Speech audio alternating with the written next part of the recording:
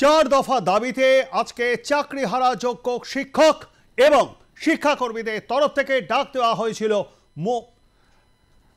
নবান্ন অভিযানের এবং এই জায়গায় দাঁড়িয়ে প্রস্তুত ছিল সকাল থেকেই প্রশাসন। তবে একটা কথা অবশ্যই বলতে হবে, প্রস্তুত প্রশাসন থাকলেও প্রশাসনের তরফ থেকে আমরা এর আগে যখন দেখেছি, যখন সুপ্রিম কোর্টে রায় বেরিয়েছিল এবং তারপর যখন প্রতিবাদ আন্দোলন নেমেছিলেন এই চাকরিহারা যোগ্য শিক্ষক এবং শিক্ষাকর্মীরা, সেই সময় কলকাতার কসবায় ডিআই অফিসে কোনো পুলিশের অতি উদ্যোগী হয়ে এই শিক্ষকদের ওপরে লাঠিপেটা করেছিলেন।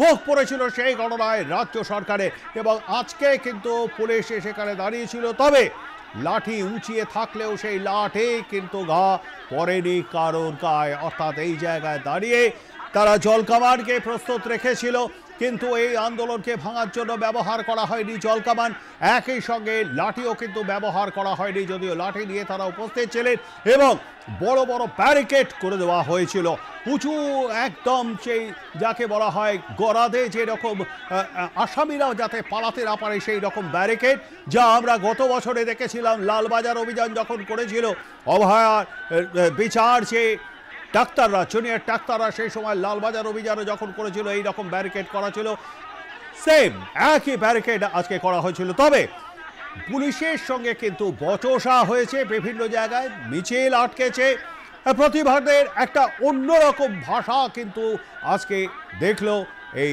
বাংলা। যথেষ্ট সংযত আচরণ করেছে আজকে পুলিশ এবং কোথাও দাঁড়িয়ে কোথাও কোনো দুর্ব্যবহার করা হয়নি, টেনে হিঁচড়ে যে তাদের সরিয়ে দেওয়া এই রকম ব্যাপারও কিন্তু করা হয়নি। বিগত দিনে আমরা এইরকম ঘটনায় দেখেছিলাম, মুখ পড়েছিল রাজ্য সরকারে। আজকে কিন্তু এই জায়গায় দাঁড়িয়ে যথেষ্টই সংযত আচরণ করেছে পুলিশ। এর আগে আমরা দেখেছিলাম সুপ্রিম কোর্টের যে ঠিক যখন রায় বেরিয়েছিল সেই সময় কসবায় ডিআই অফিসে, সেখানে এক পুলিশকে আমরা দেখেছিলাম সেই লাঠি উঁচিয়ে শুধু তেড়ে যায়নি, রীতিমতো ফেলে মারধর করেছিল এই চাকরিহারা শিক্ষকরা যখন ডেপুটেশন দিতে গিয়েছিলেন, যখন প্রতিবাদ বিক্ষোভ করেছিলেন, ঠিক সেই সময় সেই ছবি ভাইরাল হয়েছিল সোশ্যাল মিডিয়ায়। তবে আজকে কিন্তু সেই জায়গায় দাঁড়িয়ে যথেষ্ট সংযত আচরণ করেছে পুলিশ।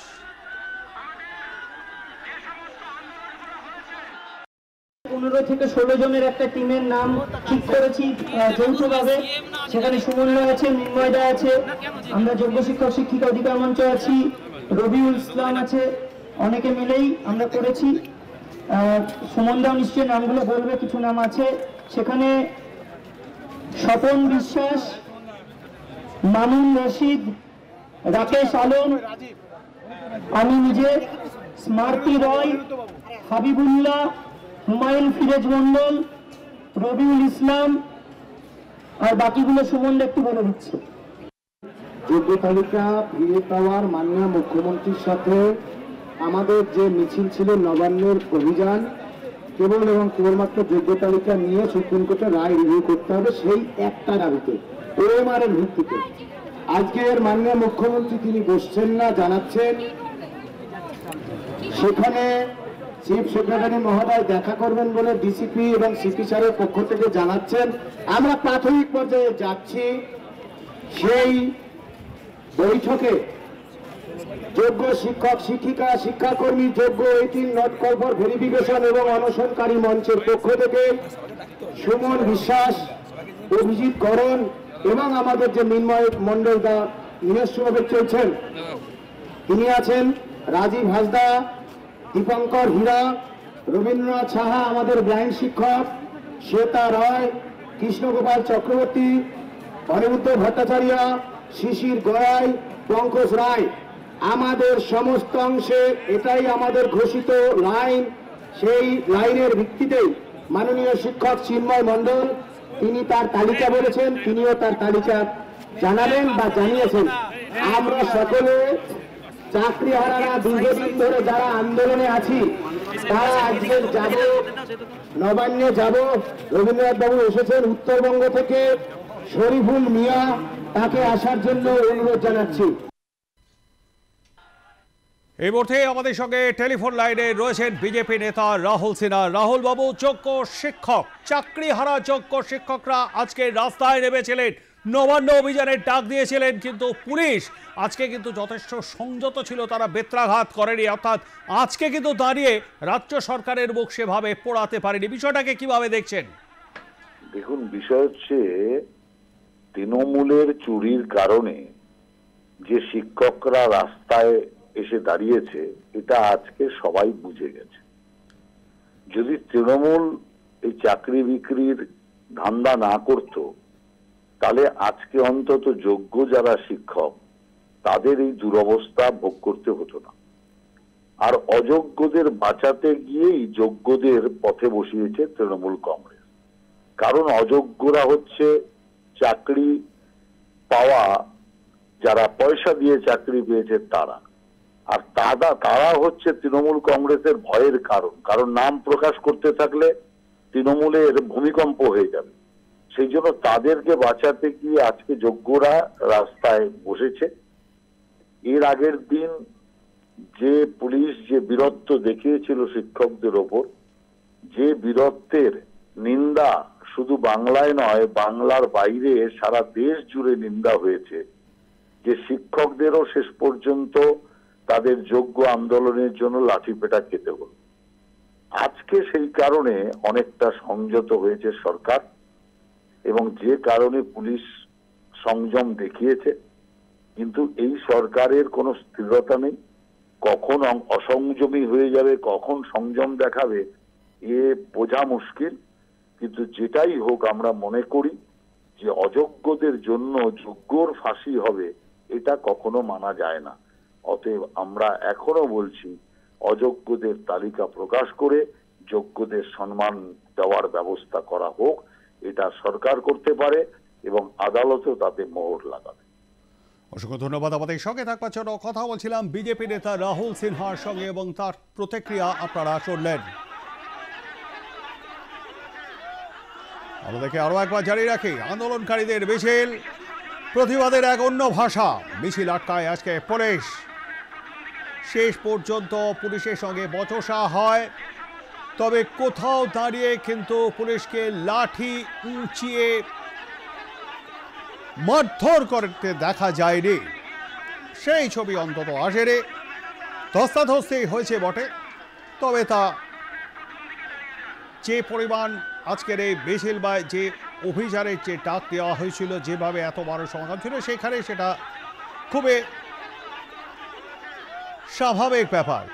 ছোট ধস্তাধস্তি হয়েছে, ছোটখাটো বচসা হয়েছে, তবে কোথাও পুলিশের লাঠিচার্জ করেনি, যথেষ্টই সংযত আচরণ দেখেছে। আমাদের সঙ্গে রয়েছেন পশ্চিমবঙ্গ প্রদেশ কংগ্রেসের অন্যতম মুখপাত্র সৌম্য রায়। সৌম্যবাবু, আপনার নিশ্চয়ই মনে আছে সুপ্রিম কোর্টের রায়ের পর এই চাকরি হারা যোগ্য শিক্ষকরা যখন গিয়েছিলেন কসবার ডিআই অফিসে, সেখানে কেউ কেউ পুলিশের তরফ থেকে অতি উদ্যোগী হয়ে মারধর করেছিল, সোশ্যাল মিডিয়ায় ভাইরাল হয়েছিল সেই ছবি। আজকে সেই তারাই নবান্ন অভিযানের ডাক দিয়েছিলেন। এই জায়গায় যথেষ্ট সংযত আচরণ দেখিয়েছে পুলিশ। বিষয়টাকে কিভাবে দেখছেন? দেখুন, পুলিশের যত বীরত্ব ছিল তো এদের ওপরে, নিরীহ আন্দোলনের ওপরে। আমরা বারবার বলেছি, এখন ঠেলায় পড়ে পুলিশ যদি সংযত থাকে তো ভালো, কিন্তু গণতান্ত্রিক আন্দোলনকে তো এইভাবে পুলিশ দিয়ে আটকানো যায় না। কারণ এই রাজ্যে চুরি লুটপাট করে এই শিক্ষকদের চাকরিটা পুরো চুরি হয়েছে। এই রাজ্যে তৃণমূল নেতারা হচ্ছে এমবডিমেন্ট অফ করাপশন। তো সেই রাজ্যে শিক্ষক একদিকে দিচ্ছেন সবুজ সাথীর সাইকেল, আরেকদিন পুলিশদের পিঠে লাথি মারছে পুলিশ। তো এই শিক্ষকদের পিঠে পুলিশ লাথি মারছে, মানে মাফ করবেন। তো এই রাজ্যে কার্যত অপরাধীরা তাদের কন্ট্রোল নিয়েছে, কিন্তু পুলিশ চুপ করে আছে। পুলিশের যত বীরত্ব আন্দোলনকারীদের সঙ্গে, খুনি ধরতে পারে না, শিক্ষক রেপিস্টদের ধরতে পারে না, পশ্চিমবঙ্গে যত অপরাধী হয় তারা চুপচাপ ঘুরে বেড়ায়। অথচ আমরা দেখেছি গণতান্ত্রিক আন্দোলনে পুলিশ খুব অ্যাক্টিভ। তা পুলিশই হতো তৃণমূলের আসল শক্তি। পুলিশ, একাংশের পুলিশই তৃণমূলের শক্তি।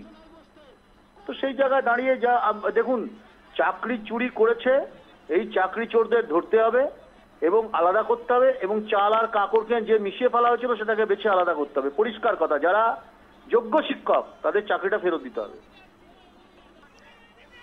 ধন্যবাদ আমাদের সঙ্গে থাকবার জন্য। কথা বলছিলাম পশ্চিমবঙ্গ প্রদেশ কংগ্রেসের অন্যতম মুখপাত্র সৌম্য আইচ রায়ের সঙ্গে, এবং তার থেকে আপনারা বিস্তারিত শুনলেন।